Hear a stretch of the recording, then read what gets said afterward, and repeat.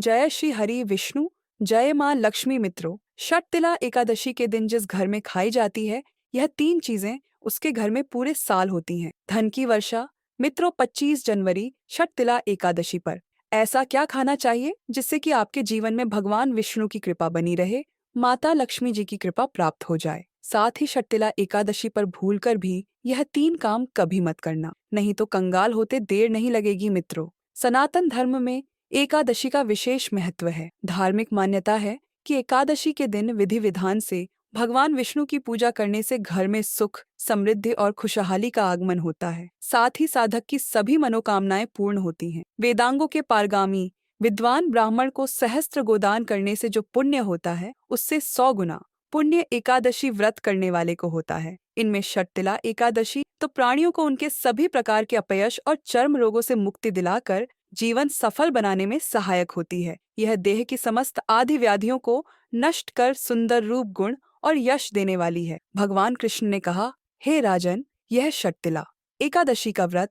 88,000 ब्राह्मणों को भोजन कराने के बराबर फल देता है। इसके व्रत से समस्त पाप दूर हो जाते हैं और अंत में बैकुंठ लोक की प्राप्ति होती है। कहा जाता है कि इस व्रत को रखने से सफलता और सिद्धि मिलती है। षटतिला एकादशी का व्रत करने से भगवान विष्णु जी के साथ साथ मां लक्ष्मी का भी आशीर्वाद प्राप्त होता है। लेकिन यदि आप किसी कारणवश षटतिला एकादशी का व्रत नहीं भी कर पा रहे हैं, तो आप भगवान विष्णु की आज के दिन पूजा पाठ करके व्रत कथा अवश्य सुने और दान अवश्य करें। प्रिय भक्तगणों, आज की इस वीडियो में हम षटतिला एकादशी के विषय में बात करेंगे। आज हम आपका संशय दूर करेंगे कि आपको षटतिला एकादशी व्रत कब रखना है। लेकिन वीडियो को पूरा देखिएगा, तभी आपका संशय दूर होगा।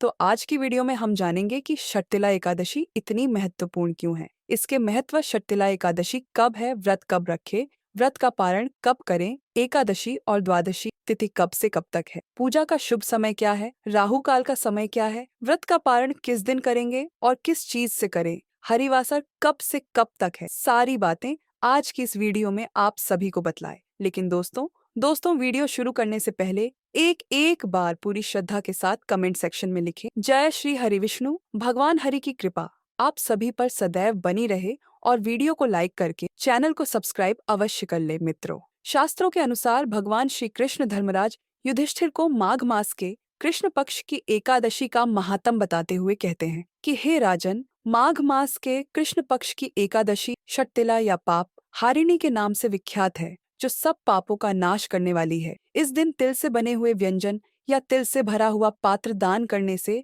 अनंत पुण्य की प्राप्ति होती है। पद्म पुराण में वर्णित है कि तिलों के बोने पर उनसे जितनी शाखाएं पैदा होती हैं, उतने 1000 वर्षों तक दान करने वाला व्यक्ति स्वर्गलोक में प्रतिष्ठित होता है। षटतिला एकादशी का व्रत करने से मनुष्य की आध्यात्मिक उन्नति होती है, सभी प्रकार के पापों से मुक्ति मिलती है। जितना पुण्य कन्यादान हजारों वर्षों की तपस्या और स्वर्ण दान से मिलता है, उससे अधिक फल प्राणी को एकमात्र षटतिला एकादशी का व्रत करने से मिल जाता है। यह व्रत परिवार के विकास में सहायक होता है और मृत्यु के बाद व्यक्ति को विष्णु लोक की प्राप्ति होती है। माघ कृष्ण एकादशी के दिन तिलों के 6 प्रकार से उपयोग करने के कारण इस एकादशी का नाम षटतिला पड़ा है। इस दिन तिलों का 6 प्रकार से प्रयोग करना चाहिए, जिनमें तिल से स्नान, तिल का उपन लगाना, तिल से हवन, तिल से तर्पण, तिल का भोजन और तिलों का दान करने पर स्वर्ग की प्राप्ति होती। इस दिन नहाने के पानी में थोड़ा सा गंगा जल और कुछ तिल के दाने मिलाकर स्नान करके फिर भगवान विष्णु का पूजन करना चाहिए। चलिए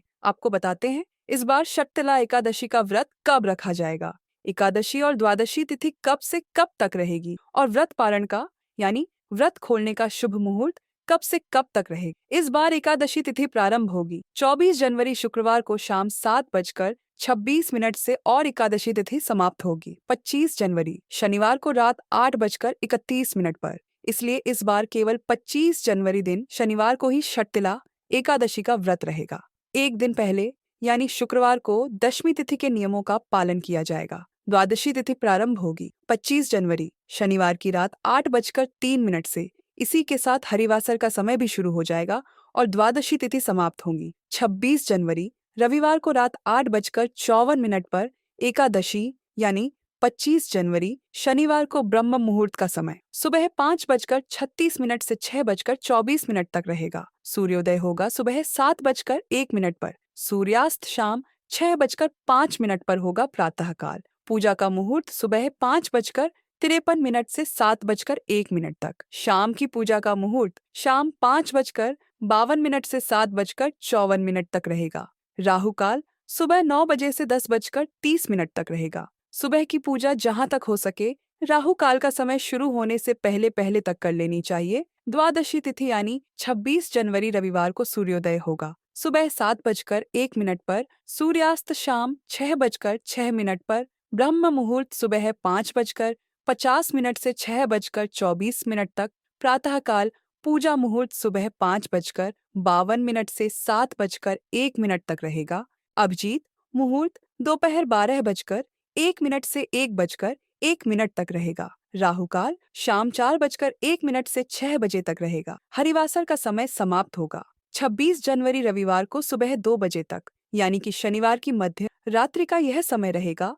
तो आप रविवार को शुभ मुहूर्त में व्रत का पारण करेंगे और व्रत पारण मुहूर्त रहेगा 26 जनवरी रविवार को सुबह 7:01 से लेकर 9:05 तक। व्रत हमेशा शुभ मुहूर्त में ही खोलना चाहिए। किसी कारण से सुबह आप व्रत ना खोल पाए तो ऐसे में दोपहर 1 बजे से 3 बजे के बीच में भी आप एकादशी का व्रत खोल सकते हैं। तो आइए अब आपको षटतिला एकादशी की कथा सुनाते हैं। षटतिला एकादशी व्रत कथा का पाठ करने से साधक को अमोघ फल की प्राप्ति होती है। भगवान श्री कृष्ण के श्रीमुख से एकादशियों का माहात्म्य सुनकर श्रद्धा पूर्वक उन्हें प्रणाम करते हुए अर्जुन ने कहा, हे केशव, आपके श्रीमुख से एकादशियों की कथाएं सुनकर मुझे असीम आनंद की प्राप्ति हुई है। हे मधुसूदन, कृपा कर अन्य एकादशियों का माहात्म्य सुनाने की भी अनुकंपा करें।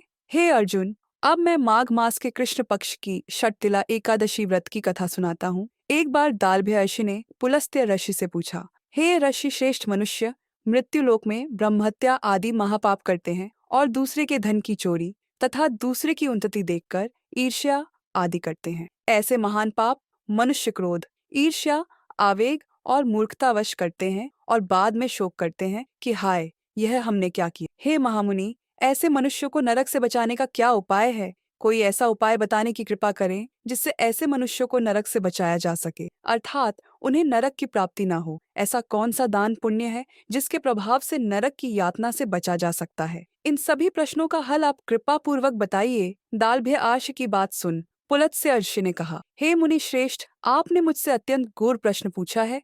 इससे संसार में मनुष्यों का बहुत लाभ होगा। जिस रहस्य को इंद्र आदि देवता भी नहीं जानते, वह रहस्य मैं आपको अवश्य ही बताऊंगा। माघ मास आने पर मनुष्य को स्नान आदि से शुद्ध रहना चाहिए और इंद्रियों को वश में करके तथा काम, क्रोध, लोभ, मोह, ईर्ष्या तथा अहंकार आदि से सर्वथा बचना चाहिए। पुष्य नक्षत्र में गोबर, कपास, तिल मिलाकर उपले बनाने चाहिए। इन उपलों से 108 बार हवन करना चाहिए। जिस दिन मूल नक्षत्र और एकादशी तिथि हो तब अच्छे पुण्य देने वाले नियमों को ग्रहण करना चाहिए। स्नानादि नित्य कर्म से देवों के देव भगवान श्री हरि का पूजन व कीर्तन करना चाहिए। एकादशी के दिन उपवास करें तथा रात को जागरण और हवन करें। उसके दूसरे दिन धूप दीप नैवेद्य से भगवान श्री हरि की पूजा अर्चना करें तथा खिचड़ी का भोग लगाएं। उस दिन श्री विष्णु को पेठा, नारियल, सीताफल या सुपारी सहित अर्घ्य अवश्य देना चाहिए। तदुपरांत उनकी स्तुति करनी चाहिए। हे जगदीश्वर, आप निराश्रितों को शरण देने वाले हैं। आप संसार में डूबे हुए का उद्धार करने वाले हैं। हे कमल नयन, हे मधुसूदन, हे जगन्नाथ, हे पुंडरीकाक्ष, आप लक्ष्मी जी सहित मेरे इस तुच्छ अर्घ्य को स्वीकार कीजिए। इसके पश्चात ब्राह्मण को जल से भरा घड़ा और तिल दान करने चाहिए। यदि संभव हो तो ब्राह्मण को गऊ और तिल दान देना चाहिए। इस प्रकार मनुष्य जितने तिलों का दान करता है वह उतने ही सहस्र वर्ष स्वर्ग में वास करता है। तिल स्नान, तिल की उबटन, तिलोदक, तिल का हवन, तिल का भोजन, तिल का दान, इस प्रकार 6 रूपों में तिलों का प्रयोग षटतिला कहलाती है। इससे अनेक प्रकार के पाप नष्ट हो जाते हैं। इतना कहकर पुलस्त्य ऋषि ने कहा, अब मैं एकादशी की कथा सुनाता हूँ। एक बार नारद मुनि ने भगवान श्री हरि से षटतिला एकादशी का महात्म्य पूछा। वे बोले, हे प्रभु, आप मेरा प्रणाम स्वीकार करें। षटतिला एकादशी के उपवास का क्या पुण्य है, उसकी क्या कथा है, कृपा कर मुझसे कहिए। नारद की प्रार्थना सुन भगवान श्री हरि ने कहा, हे नारद, मैं तुम्हें प्रत्यक्ष देखा सत्य वृत्तांत सुनाता हूँ। ध्यान पूर्वक श्रवण करो। बहुत पहले मृत्युलोक में एक ब्राह्मणी रहती थी। वह सदा व्रत उपवास किया करती थी। एक बार वह 1 मास तक उपवास करती रही। इससे उसका शरीर बहुत कमजोर हो गया। वह अत्यंत बुद्धिमान थी। फिर उसने कभी भी देवताओं तथा ब्राह्मणों के निमित्त अन्नादि का दान नहीं किया। मैंने चिंतन किया कि इस ब्राह्मणी ने उपवास आदि से अपना शरीर तो पवित्र कर लिया है तथा इसको वैकुंठ लोक भी प्राप्त हो जाएगा, किंतु इसने कभी अन्न दान नहीं किया है। अन्न के बिना जीव की तृप्ति होना कठिन है। ऐसा चिंतन कर मैं मृत्युलोक में गया और उस ब्राह्मणी से अन्न की भिक्षा मांगी। इस पर उस ब्राह्मणी ने कहा, हे योगीराज, आप यहाँ किस लिए पधारे हैं? मैंने कहा, मुझे भिक्षा चाहिए। इस पर उसने मुझे एक मिट्टी का पिंड दे दिया। मैं उस पिंड को लेकर स्वर्ग लौट आया। कुछ समय व्यतीत होने पर वह ब्राह्मणी शरीर त्याग कर स्वर्ग आई। मिट्टी के पिंड के प्रभाव से उसे उस जगह एक आम वृक्ष सहित घर मिला, किंतु उसने उस घर को अन्य वस्तुओं से खाली पाया। वह घबराई हुई मेरे पास आई और बोली, हे प्रभु, मैंने अनेक व्रत आदि से आपका पूजन किया है, किंतु फिर भी मेरा घर वस्तुओं से रिक्त है। इसका क्या कारण है? मैंने कहा, तुम अपने घर जाओ और जब देव स्त्रियां तुम्हें देखने आए तब तुम उनसे षटतिला एकादशी व्रत का माहात्म्य और उसका विधान पूछना। जब तक वह न बताएं तब तक द्वार नहीं खोलना। प्रभु के ऐसे वचन सुन वह अपने घर गई और जब देव स्त्रियां आईं और द्वार खोलने के लिए कहने लगी, तब उस ब्राह्मणी ने कहा, यदि आप मुझे देखने आई हैं तो पहले मुझे षटतिला एकादशी का माहात्म्य बताएं। तब उनमें से एक देव स्त्री ने कहा, यदि तुम्हारी यही इच्छा है तो ध्यानपूर्वक श्रवण करो। मैं तुमसे एकादशी व्रत और उसका माहात्म्य विधान सहित कहती हूँ। जब उस देव स्त्री ने षटतिला एकादशी का माहात्म्य सुना दिया तब उस ब्राह्मणी ने द्वार खोल दिया। देव स्त्रियों ने ब्राह्मणी को सब स्त्रियों से अलग पाया। उस ब्राह्मणी ने भी देव स्त्रियों के कहे अनुसार षटतिला एकादशी का उपवास किया और उसके प्रभाव से उसका घर धन्य धान्य से भर गया। अतः हे पार्थ, मनुष्यों को अज्ञान को त्याग कर षटतिला एकादशी का उपवास करना चाहिए। इस एकादशी व्रत के करने वाले को जन्म जन्म की निरोगता प्राप्त हो जाती है। इस उपवास से मनुष्य के सभी पाप नष्ट हो जाते हैं। तो दोस्तों, यह थी एकादशी से संबंधित संपूर्ण जानकारी और कथा। उम्मीद करते हैं आपको यह जानकारी पसंद आई होगी। जय श्री हरि विष्णु, जय मां लक्ष्मी।